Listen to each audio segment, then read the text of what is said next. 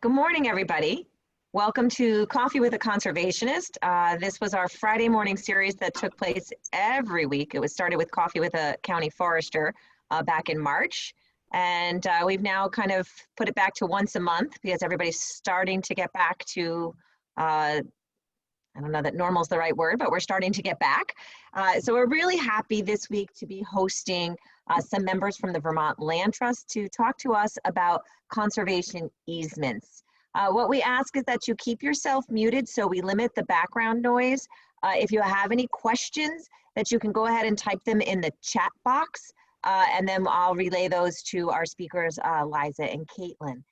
Who we have with us today are Liza Walker, who is a regional director with the Vermont Land Trust, and Caitlin Cusack, who is a forester with the Vermont Land Trust. They'll both share a little bit about what they do and what it would take if you were considering putting a conservation easement on your property. So at this point, I'm going to turn it over to them. I do want to point out both of them are Coverts cooperators. Liza went through the training in 1999, and Caitlin went through, I have to look, in 2009 in the spring. So we love that they have come through the cooperator training. If you're interested in learning more about that training, you're welcome to visit our website and also sign up for our e-news. We are hoping to have the training in 2021. We'll see what happens with that. And at this point, Liza, Caitlin, I'm not sure who's going first, so I'll let you guys duke it out. All right. I think I signed up for that. Should I start with a little bit about Vermont Land Trust? Just a couple liners. Please. Probably all of you may be familiar. You're deep in the Coverts world, perhaps. But Vermont Land Trust is a nonprofit statewide organization that's focused on land conservation in Vermont. We were established in 1977, actually, as in the Woodstock area as the Ottaquiche Land Trust. So we started as a very small group and expanded a few years later in statewide organization, and we're now based in Montpelier.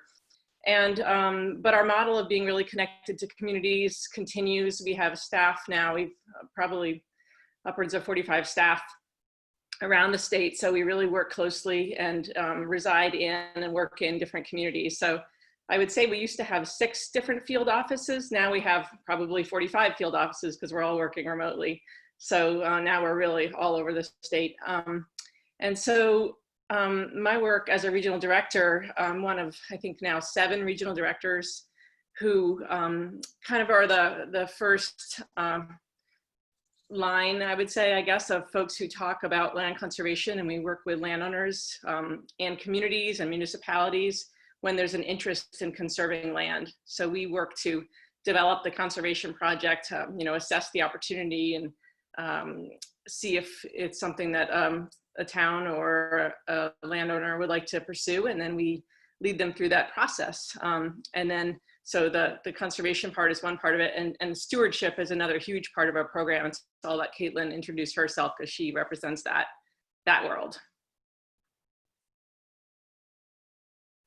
Okay, great. Thanks, Liza. And hello, everyone. Nice to see some familiar names down below. And I also just wanted to mention too, we have actually one other staff person with us here today, Liz Thompson, who's our ecologist, who actually works with both the Liza's team and my team. So just wanted to recognize that Liz is here as well.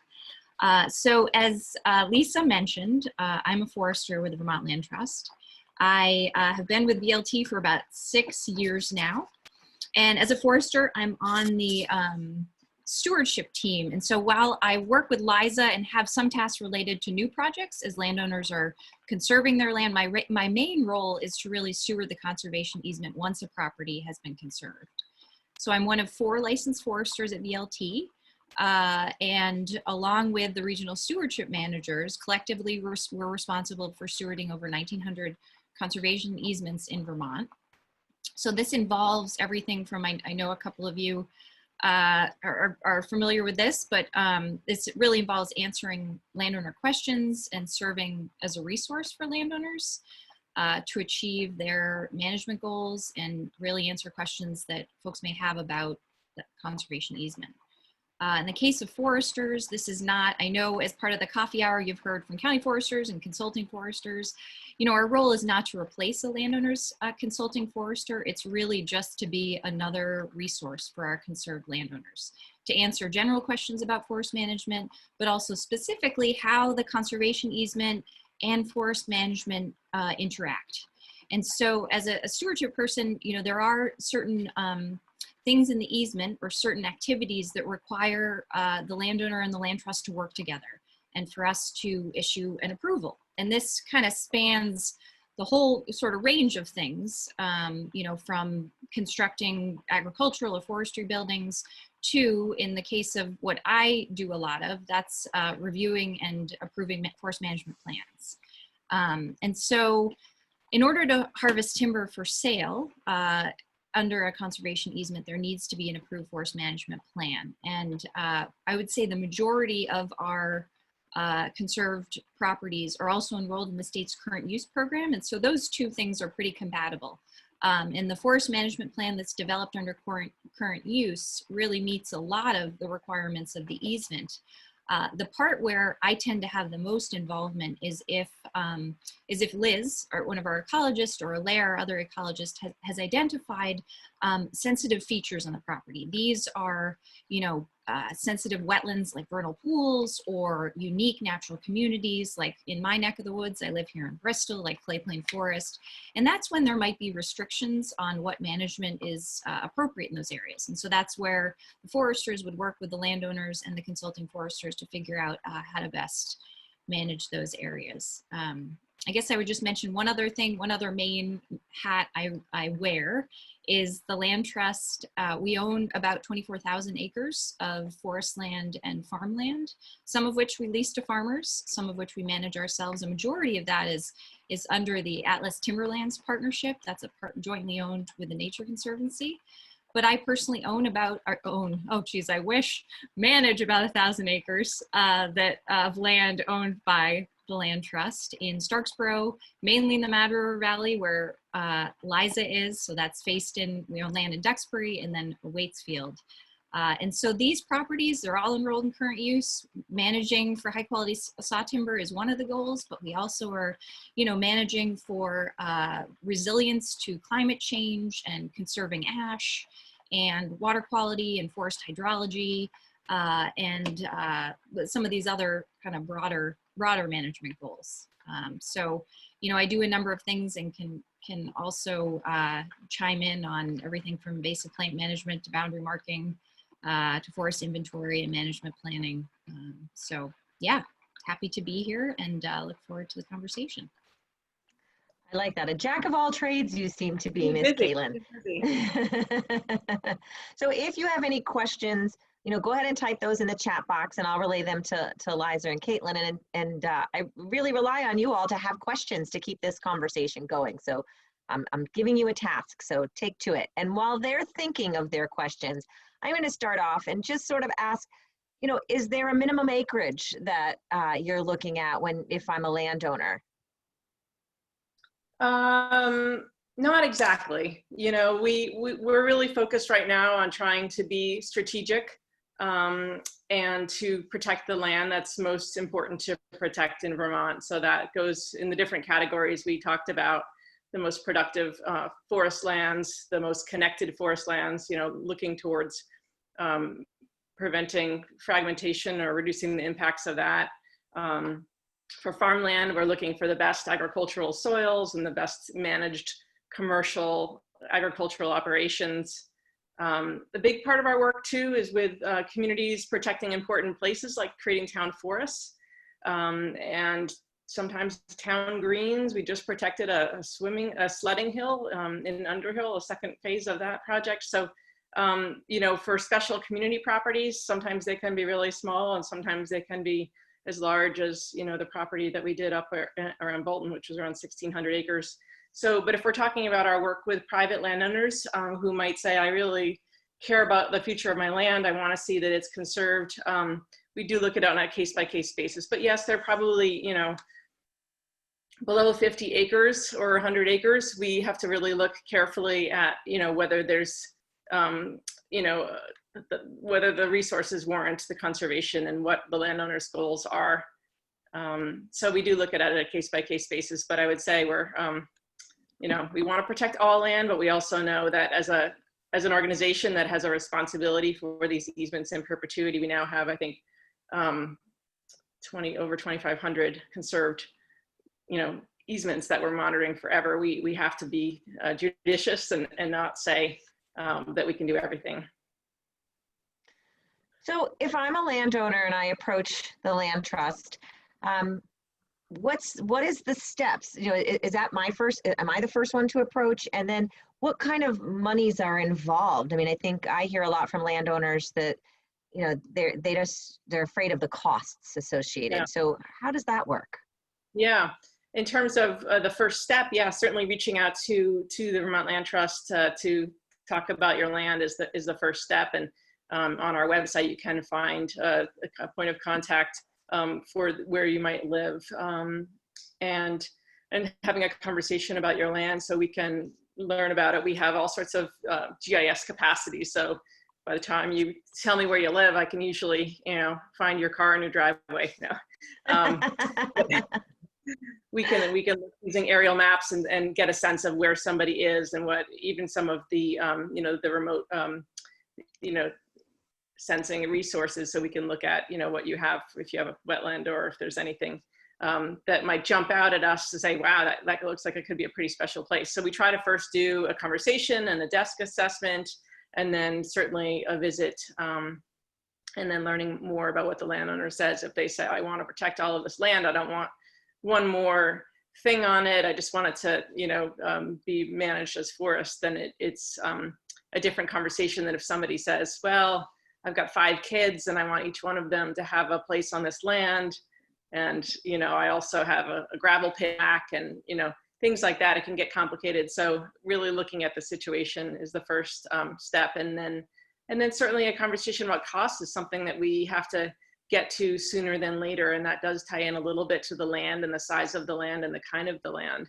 So certainly if it's a working farm, we can tap into a source of funding from the Vermont Housing and Conservation Board. It really supports our farmland conservation work.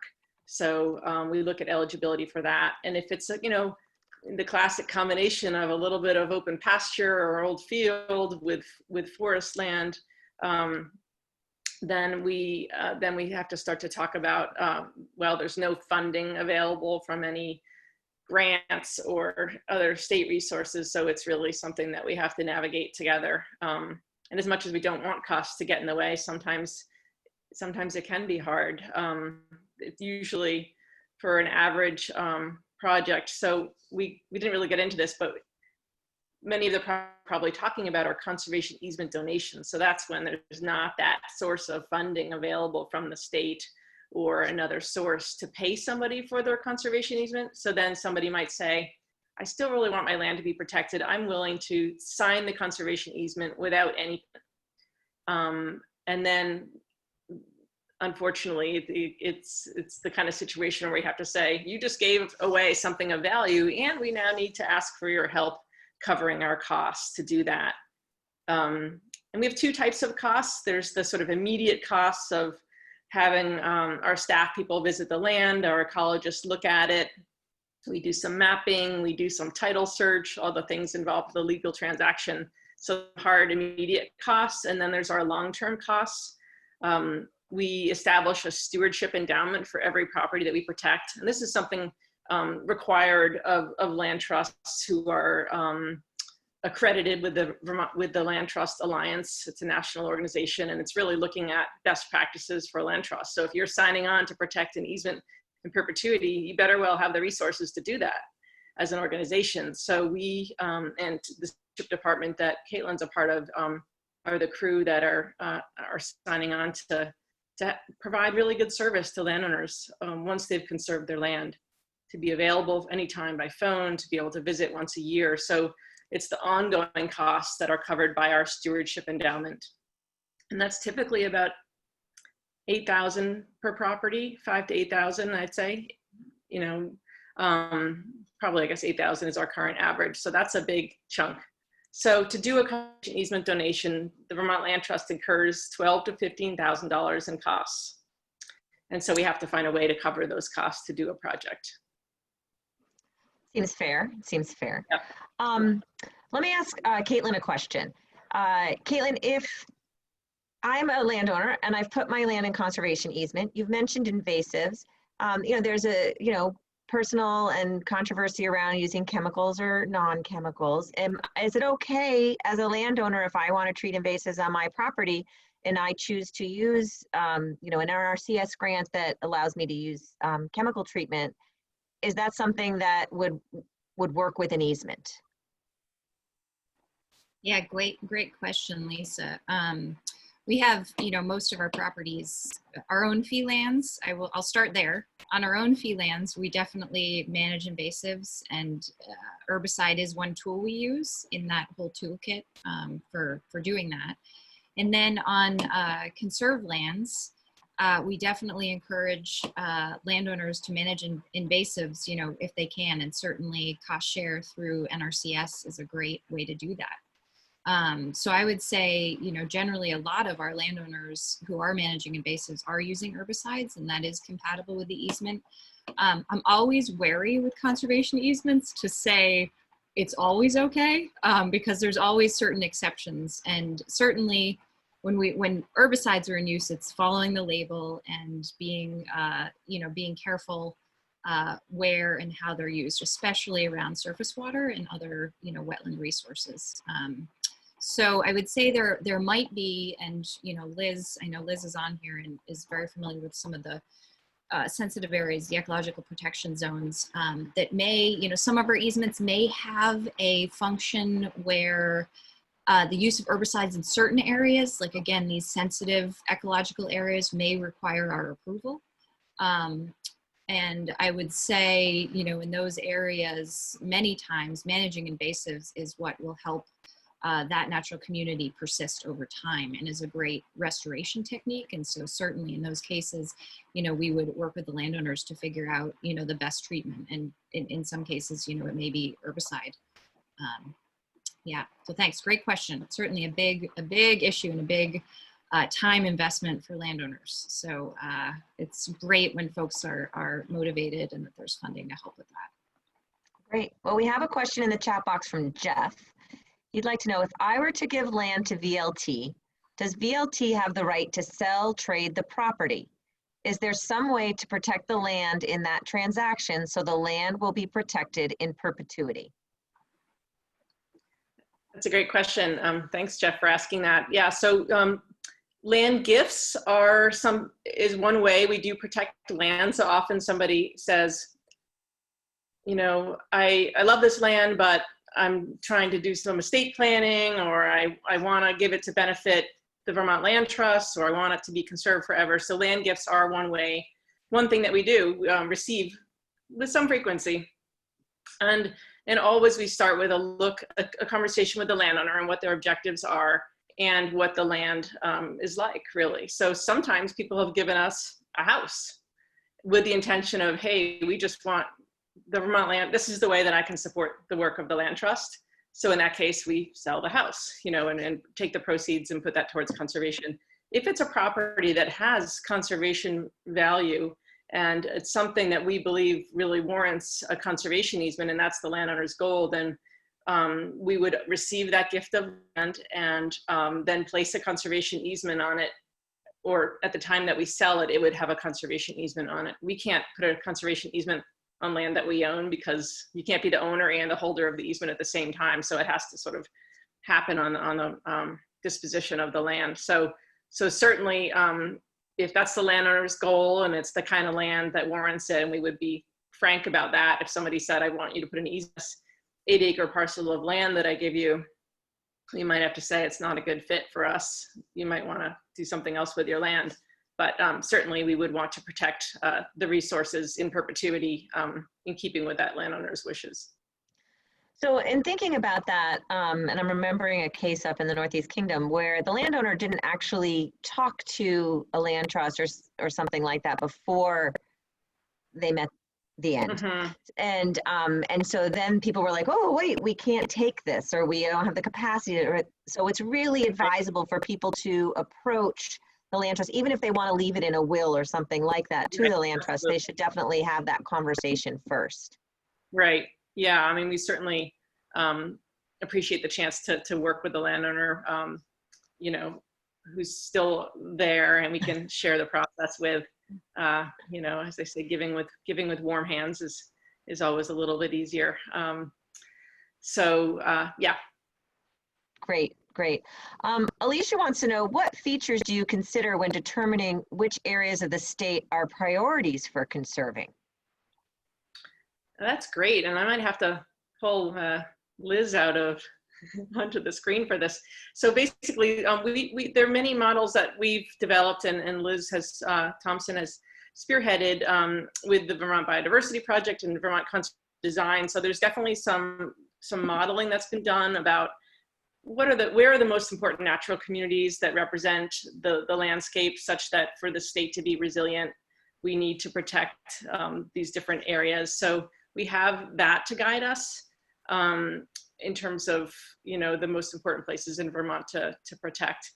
We also have some other, you know, modeling around the most productive forest lands. So that's, and where the contiguous forest lands are. So certainly we can look at maps and look at how a property fits into those priorities. And then certainly, you know, even within areas that might not jump out as having the most important, you know, bedrock or other features that would create the special communities, there's still areas we might say, wow, that's really, really important from a community perspective, that particular place is protected. You know, it's a gateway property to a community. It's protecting the settlement pattern. So there's sort of like a macro and a micro, I would say, analysis that we would do to see where the most important properties are. And we certainly work closely, as I said, especially the regional directors, we are embedded in communities. I've been working in the Mad River watershed for about 15 years now. And so you tend to get very clued in to the inventory work that's been done and the local prioritization work that's been done. And many other parts of Vermont have similar, you know, established community priorities as well. So we try to be really aware of those, and those are really important to be guided by. Great. Jeff had a follow-up question. He says, you know, you talk a lot about forests and by implication wildlife. I wonder if, for example, bear dens as a feature adds points when you're looking at conservation priorities. Yeah, certainly. I think we're looking for where there's signs of habitat, absolutely. And we're looking for, you know, data that's been collected by natural, you know, non-game natural heritage, as well as by evidence on the ground. So, and bear dens and bear habitat is definitely important. Yeah, I would think, you know, bear dens move a lot, you know, depending on the year. So maybe it's more like the bear scarred beaches that might be the feature that might be looked at more. I don't know. Yeah, Caitlin, did you want to? Well, I was just going to add, there are certainly specific wildlife features that we will sometimes, because of their importance, will actually name in the attributes of a conservation easement. So I'm thinking like bat hibernacula. That's certainly an important one that we do have an easement that does name that, and other, you know, more permanent feature. Deer wintering areas are, I know that's named in some of our easements. So, you know, those features, you know, go into, as Liza said, conservation priorities. And what that looks like is at times, depending on, you know, their importance, they can actually be named in the attributes. And so that's pulled out in terms of there may be specific management considerations or restrictions related to those, you know, important wildlife features. Great. Trevor would like to know your best guess as to the average cost per acre that a landowner might incur to have an easement placed on their property with VLT. Yeah, that's an interesting question. We think so much about per acre costs all the time in terms of how much land is worth, but I've never really done, I just was trying to do the math actually, to see what that would I mean, it really depends on the property, and that's sometimes why we, we aspire to protecting larger tracts, because the cost per acre is a lot less. It's still the same out-of-pocket cost for, we still have to source the same funding. So if it's $12,000 to do a project and it's a 1,200 acre property, obviously the cost is going to be different. It's the same cost, really, whether it's a 100 acre property or whether it's a 1,200 acre property on the whole. So it can really range there. But if it's a 100 acre property, it's probably going to be $100 an acre to cover those it's a one-time cost that, as I said, covers both the immediate cost of doing the project and that long-term stewardship endowment. Great. Let me ask you a question. There's a lot of conservation organizations in Vermont. And so there's, Vermont Land Trust, but there's Upper Valley Land Trust, Middlebury Area Land Trust. Like, what is the difference in terms of, as a landowner, one over the other, Northeast Wilderness Trust? I mean, how do I navigate? It's sort of like navigating the different organizations of conservation. So what are your thoughts there? Well, I don't know. I mean, I think that different organizations could offer a different fit. Some are more localized. Not a lot of the other, there are many land trusts that hold easements, but there are also many land trusts that don't aspire to hold easements, that do great work and partner with us to figure out, what the priorities are, and to do some of the conversations with landowners, and then to partner with us. And so sometimes, it can be a great partnership with more than one land trust in that way. We have a lot of close working relationships with other land trusts, but in terms of the Upper Valley Land Trust or Vermont Land Trust, there are areas where there's some geographic overlap in the areas that we serve, and I would just advise learning about both organizations and maybe meeting somebody. And I think in general we're providing the same service and the same ultimate product, so we don't always know if it helps to sort of shop it around you, but I think you certainly have to find the right fit for you and the organization that you want to support. That's great. It's kind of like finding a consulting forester. You have to find one that meets your goals and your objectives and you feel comfortable with, and all those kinds of pieces. So it's all about relationships, and that's so true with the land. It's your relationship with the land and the people you're working with. Right, and so often, especially in the farmland conservation world, it's they hear about land conservation because their neighbor conserved their land and they want to join in. So to some degree, if there's a cluster of properties that have a land are working with the same land trust, it can be helpful, because then someone like Caitlin can go out and be like, oh, your neighbor's doing this kind of thing, or you might want to talk to them. So it's especially serving Coverts style goals of cooperators across boundaries. I think that can certainly help if you align yourself with similar organizations. Yeah, absolutely. I think that's a great point. Jeff had another question. I think this goes more to Caitlin. He says he has a field and he wants to let his fields go native by stopping and mowing them. He wants to know what he can expect in terms of what will happen to the property. Already I'm seeing hickories and other native trees start to sprout.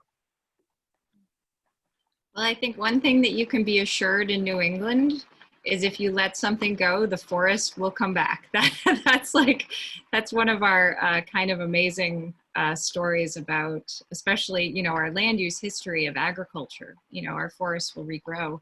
And so, in terms of those species that you'll start to come in and see, Jeffrey, I don't know if you're kind of wondering what type of species you might see inhabit those fields initially.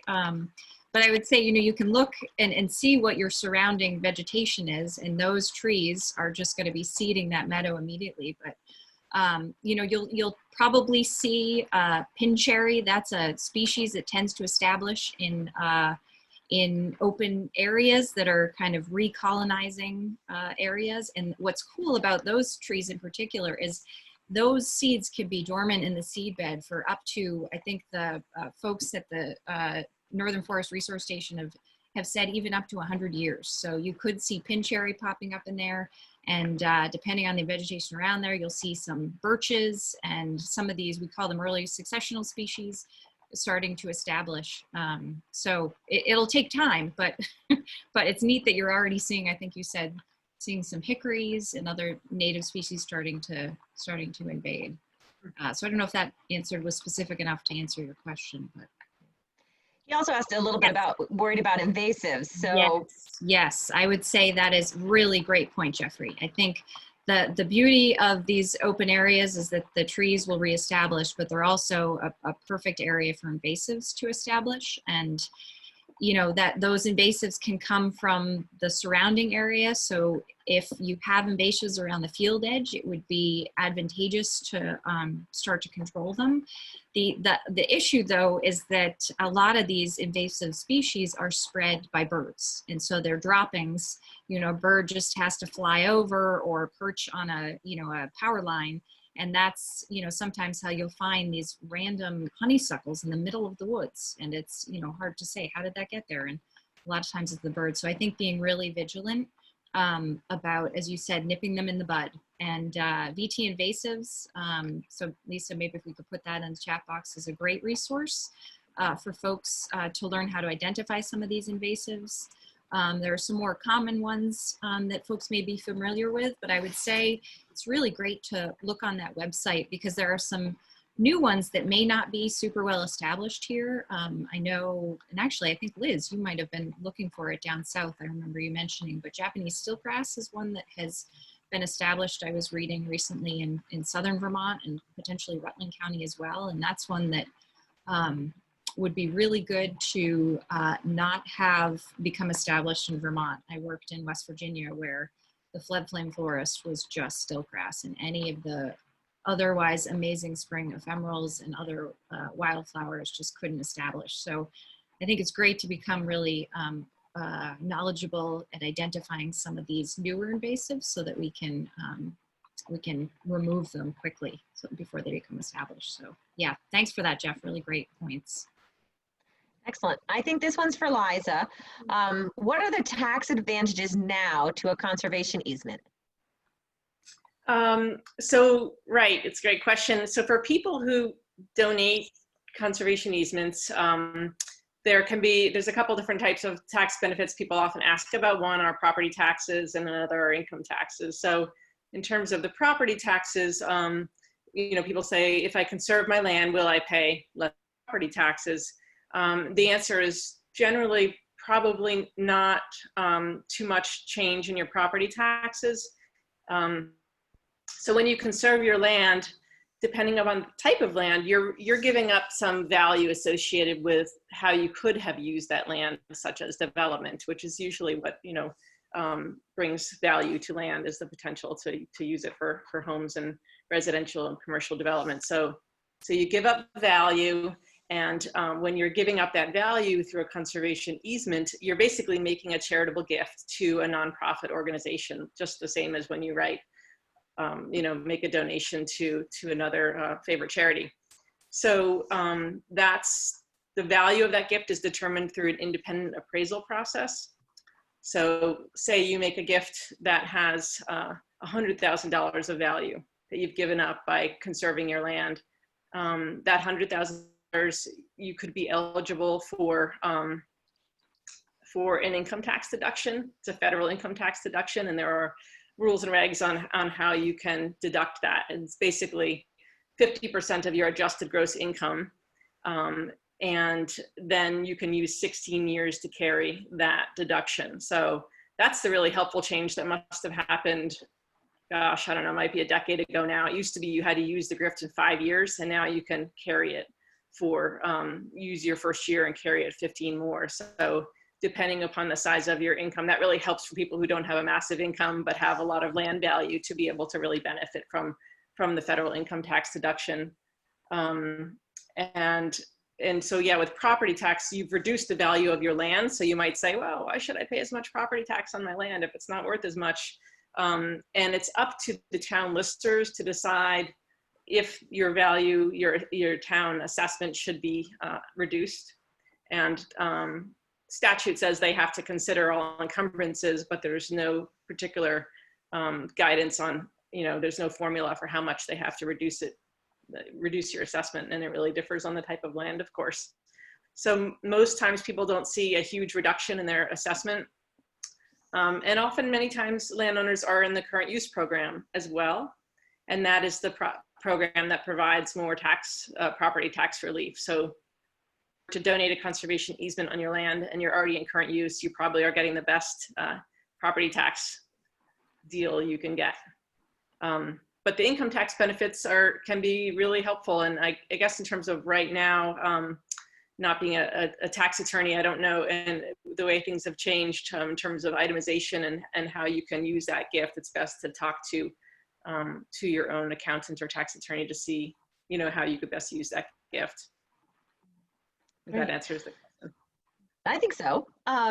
So I have a question on, or at least if you can explain to our audience, sort of when you talk about an easement, land has rights, or as a landowner, you have rights to your land, mineral rights, timber rights, development rights. I don't even know the whole list of all of them. So when I give an easement, what does that really mean? What am I giving up? Yep. Yeah, there's that bundle of rights, that sort of abstract idea that you have when you own land. You have all sorts of things that you can do with it that are within the legal, parameters of zoning and whatnot. A conservation easement, there's a small group of rights that are standard, that are removed from the property, that are then held by the Vermont Land Trust or whatever organization you work with. So subdivision is one. So when you conserve your land, you won't be able to further, split it in half and sell one half to somebody and one half to the other, or even give one half to your children. It really stays intact as one parcel of land. So subdivision, residential development. So even if you say, well, I don't want to subdivide it, but I want to have another house over in that corner. Unless that's specified in the conservation easement, which is something that that is occasionally done, that would be prevented too. Certainly mining, so real removal of minerals and other resources from the land is a major thing too. You can harvest timber, but there's a range of things you can do, but then there's some sort of bounds on it. So you can certainly continue to use your land for productive timber harvests, but you do have to have a forest management plan just to make sure that it's being done in a sustainable way. So I would say the subdivision, the residential development, the commercial development. I mean, there's certainly many ways you can have a commercial enterprise on your property. It just has to be sort of secondary to those other goals, so that you could have like a bed and breakfast, or you could have, I can't put my mind on what. Operation? Sugaring, certainly. So any commercial operation that's related to a land-based, sugaring, farming, forestry, selling honey, all those kinds of things are commercial enterprises that are really linked to the use of the land. But if it was something completely unrelated, then it would just have to make sure that that it wasn't preventing some of those other permitted uses. That sounds great. That sounds great. Caitlin, let me ask you a question. When it comes to the forest management plan, so if I put an easement on my property, I need a forest management plan. And if I'm in concurrent use, I need a forest management plan. So I have my forest management plan. Can I still get funding to help me update my forest management plan through NRCS, or to do invasive treatment, or am I prevented from using other resources because I put an easement on my property? No, not at all. No, I definitely, I'm always sending landowners the link for EQIP, the NRCS, what is that, Environmental Qualities Incentive Program. I think that's what the acronym stands for, which is cost share for all sorts of forest management activities, crop tree release, invasive plant control, certain wildlife habitat enhancements. So that doesn't at all preclude a landowner from accessing those resources. And certainly the cost share that goes towards forest management plan development. I would say the requirements of current use, the requirements of an NRCS CAP plan, and then the requirements are for VLT are very similar. And so I think there are a couple different, and actually if you go to Vermont Woodlands Association website, Kathleen has a very nice checklist that talks about NRCS, I think current use, and then American Tree Farm, another certification program, and how the requirements differ. And then I would just add for VLT, the real main thing that we may require differently would be, as I mentioned earlier, if Liz or Allaire has identified significant ecological features. And so those are vernal pools, those are different, spruce montane forest or clay plain forest, or all these really unique natural communities that in some cases management may not be allowed, but in many cases there's management is allowed, but with certain restrictions or considerations that are aimed at supporting that natural community and its development. That sounds really interesting. So I can be in an easement, I can have a forest management plan, I can treat it and get some funding sources from NRCS, I can be a tree farm all at the same time. That's pretty cool. Go ahead, Kathleen, jump in about tree farm. Yes. Well, no, I just want to ask, I'm not going in a negative direction, but I want to know, are there ever situations where a landowner's management plan may be in conflict with a VLT objective, and how do you mitigate things like that? Yeah, sure. I mean, I think our goal with that is sort of figuring out a voluntary solution that is sort of a cooperative solution that we can come to together. So there are definitely cases where, I may be reading a forest management plan and I'm thinking, ooh, okay, the objective of this stand, so this management unit, doesn't seem compatible with the goals that are outlined in the easement related to that area. And so that's when, it's really a conversation between the landowner, the consulting forester, and VLT. And quite frankly, I'm not aware, and I'd have to ask Dan, David, and Peter, the other foresters, of really any situation where we weren't able to come to some sort of resolution or agreement on it. But sure, there are definitely, sometimes is a starting place where maybe how the plan was written, didn't address, or in some cases, the forester may not have been aware that an easement was on the property, so didn't know that those, particular considerations or restrictions needed to be incorporated into the forest management plan. Yeah, thank you, Caitlin. I think this goes back to something you said earlier about making sure that the consulting forester is involved. Yeah. That as a landowner, you don't bypass that because you may not know that there are issues that should be resolved beforehand. Yeah. All right, we've got another question in the chat box about trespassing. They would like to keep people off their land, particularly contiguous to his house. I realize the land trust may need to inspect or visit occasionally, but how do I protect my property from trespassers and anyone without legitimate business? Yeah, that's a great question, Jeff. And this comes up a lot, I would say, for our landowners related to motorized vehicle access, I would say, when folks are accessing their property, and it's a very small group of folks who use ATVs and whatnot, but the damage that can be made is pretty considerable. And so while we encourage landowners to, I think the first step in that case, if you have folks that you're concerned with being on your property, is to, at trail heads or access points, is to put up signs. So I don't know, Jeff, if you're, okay, in the case horseback riders. Okay, yeah, so I mean, you could put up, I think usually, and I'll speak from how I deal with this on some of our VLT owned properties. I've had a couple problems with properties with just some ATV damage. And so my first step is to put up signs at the access points that say, please no ATVs, the landowner requests that. And for some folks that is enough of a deterrent. A number of folks, unfortunately, that's not. And so, I know landowners will also block those access points. So you can use, gates, that's pretty expensive, but large stones, that's another way of dealing with it. And this is often, when you don't, you don't know who the folks are. And so you can't, it's hard to have a direct conversation with someone if you don't know who they are. You know, if in the case, if I knew who it was, my first step would also be to try and have a direct conversation with folks and just, you know, explain, this is damage that's happening, and that's why, you know, we don't want this type of activity on our property.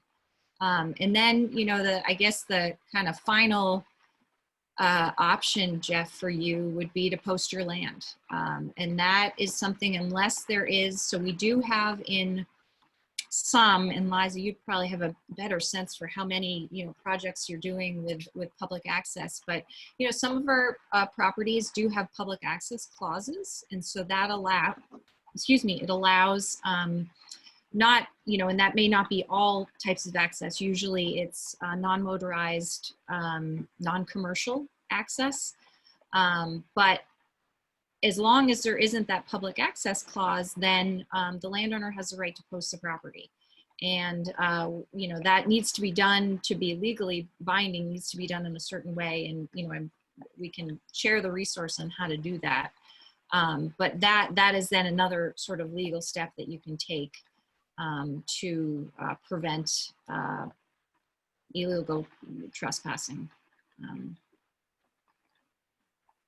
So did that? The access by permission only signs that can be put up that are not the same as legally posted, but Yes. do have some teeth that Yes. are acceptable. Great, thanks, Kathleen. That's a nice, before you get to the having to legally post, that's a nice option as well, thanks. And I think Fish and Wildlife has those available, and there's info on their website too. And we have them on Vermont Woodlands website as well. Excellent. We have a question from Mary. She lives in a town with a multi-mile stream. It's called Beaver Brook that flows south to north through its center. There are multiple landowners and a variety of usages along the stream bank. The brook and its feeder streams are critical to the town's wildlife. Could a multi-property easement be undertaken to facilitate the process and reduce the cost?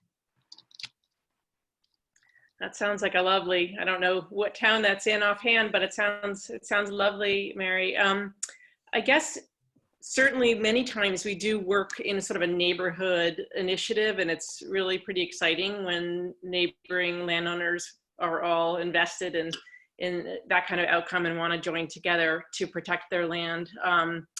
And so we have lots of initiatives like that around the state, I would say, from different levels of just sort of a casual to sort of a real formed initiative. So each property would its own easement, as we described. You know, each property will be able to be passed on or sold individually with its conservation easement. Conservation easements run with the land, but we do find that when we work with neighbors and neighborhood groups, that, you know, it is still an individual process with each landowner in that collective. And it does, unfortunately, come with the same transactional and long-term steward costs. So, you know, I would say, you know, we're really open to that kind of conversation. I mean, sometimes if that kind of is really important to the community, maybe there's some creative ways we can bring some funding together for the costs. You know, sometimes there's a conservation fund in a town, and maybe that could be some conservation funds in towns do have in their charters that they can be used to support landowner costs with conservation. So that's one option. So we certainly get creative sometimes trying to raise the costs to cover the projects, especially if it's together creating a bigger impact. But ultimately we find, you know, we can usually have, we've done lots of like neighborhood groups where we come together and talk about what it would mean to conserve your property, get everybody on the same page and excited. And then ultimately it usually does become sort of an individual process of people do it at their own timeline and have their own circumstances. So it does get kind of individualized at some point in the process. So. And what is that timeline? Like from the moment I contact and I say, yeah, I want to do an easement on my property, till signing the easement and having Caitlin come walk my property because it's time for a check. Right. Yeah, I mean, it's really anywhere from 6 months to 20 years, you know. It depends all on the motivation. And we've, I've been at the Land Trust for a couple decades, and sometimes, and a lot of my colleagues have too. And so it's really fun because we have that sort of tenure where we can be like, oh, I started talking to this person 15 years ago and we just closed on the project. So they really develop at their own time, and it really depends upon how motivated the landowner is in terms of the transactional experience. It depends, what else we've got going on in our own organization, how fast we can move the paperwork and get out to do the field work and that kind of thing. So very minimum, I would say 6 months, although I'm sure we've done it faster, and then it can go on for years because we're really working at the timeline of the landowner. Do you approach landowners, like, you talked about having, targeted areas from some of the models that have been developed. Do you actually approach landowners, or do you really just wait till they come to you? No, we absolutely do. I mean, again, since we work largely embedded in different communities around the state, and know the parcels and know the landowners, we do develop relationships and reach out when there's a property that has, maybe there's recently been, like, I know in my community, there's been a lot of natural heritage inventory work done. So we know where the most critical ecological hotspots are. So we might reach out to a landowner and send a letter or make a call and introduce them to the idea and express our interest. And, I always do feel like it's another thing where you're planting seeds. And that's kind of why I think so many of us stick around for so long at the Land Trust, because we really want to get a call back from one of those people that we sent a letter to 10 years ago. And it does happen. And it's really exciting when someone says, yeah, I actually think I got a letter from you. And so, we do reach out to people, and we try to be proactive because we do want to be strategic about the properties that we work to conserve. And we know it's very hard to call someone and say, hey, would you like to conserve your land and make a permanent decision about its future? Very few times you get a yes and let's do it. It takes some time and it takes some thinking. So we plant the seeds and invite the conversation, and sometimes it happens and sometimes it, takes some time. Right. Well, I mean, that's why we talk about it when we go through the training and we introduce easements as an option for landowner, because that's really what we present, our different options. And we talk about the journey of a landowner from being interested in just understanding their land and understanding forest management, and to becoming knowledgeable about it, to actually taking action on their property. And that's part of that journey if they do get to an easement, which not everybody will, but some. So it's kind of exciting to watch that. Quite often it's some sort of transition in the landowner's life or in the property that, brings the call on. And I do remember working with a landowner in Williston, and they had a farm property, and they had 5 or 6 children, and they realized, they were trying to plan for the future of their land. And they were like, we want to conserve this land because we know we can't divide it into 6 ways. The best thing we can do for our kids is to make a decision and keep the land together. And conserve it, and in that way they can all share it. So it's the transition and the planning for the future of the land. And sometimes there are folks who say, I tie the hands of my children, I want them to decide the future of the land. And then there are other people who say, I've seen what happens, I don't want my kids to have to go through that decision-making process. So there's different philosophies on that, but often it is when there's some sort of change being considered that people get motivated. So Alicia wants to know, what does a VLT visit entail after land is conserved, and what is required of the landowners? Great question, Elisa. Per requirements under the easement and the Land Trust Alliance sort of best practices, our goal in holding an easement is to make sure that the conservation values are maintained in perpetuity forever. And that's, one of the benefits of why folks choose to conserve their property, is that that's their legacy. They want to know that this place that they love is going to not turn into a high rise or some other commercial or residential development once they pass. And so because of that, staff do visits to connect with landowners every year. And we don't see ourselves as the police, although I loved when I first started working in the Mad River Valley, the Waitsfield Conservation Commission. When I first met with them, they said, we got a new sheriff in town. So we are not, we're not the police. It's really an opportunity. We see it as an opportunity to connect with our landowner, to see not only what changes they may have planned for the future that may or may not involve the easement, but really to say, like, how have things been going? What are some resources that you could use? Can we help make referrals for that? I think VLT this year was pretty happy to have connected to find some funding, some COVID relief for our farmers, and had a grant program. So that's those sort of conversations we have with our landowners then inform what type of work we can work on and what are the gaps that there are in the state in terms of supporting landowners. And so it's an annual conversation, starts with a phone call. I often will walk with a number of landowners. My region has kind of shifted a lot over the years, but involves a walk. But there are, a number of our landowners are absentee, and so they may not be able to walk with me. And during that walk, all sorts of questions come up. But I would say what may or may not be surprising to folks, but any easement violations are generally third-party violations. So it's not the landowner that's done something to violate the easement, or the sort of next generation landowner that's done that. It's oftentimes, again, what I think it was Jeff brought up about illegal access. Was there issues with ATVs or other uses of the property that are being done not to the knowledge or agreement of the landowner, that are causing damage to natural resources? Was the boundary uncertain, and the logging operation happening on the neighboring property wandered onto their property, knowingly or not knowingly? And so those are, some of the issues that we often face with in terms of violations. We don't have a lot of easement violations. And if there are any issues, as to Kathleen's question, we've been able to work it out in conversation with the landowner and consulting forester if it's a forest management question. But yeah, so it's more like an annual conversation, Alicia. That's great. Well, we're approaching 10 o'clock. There are not any questions in the chat box at the moment.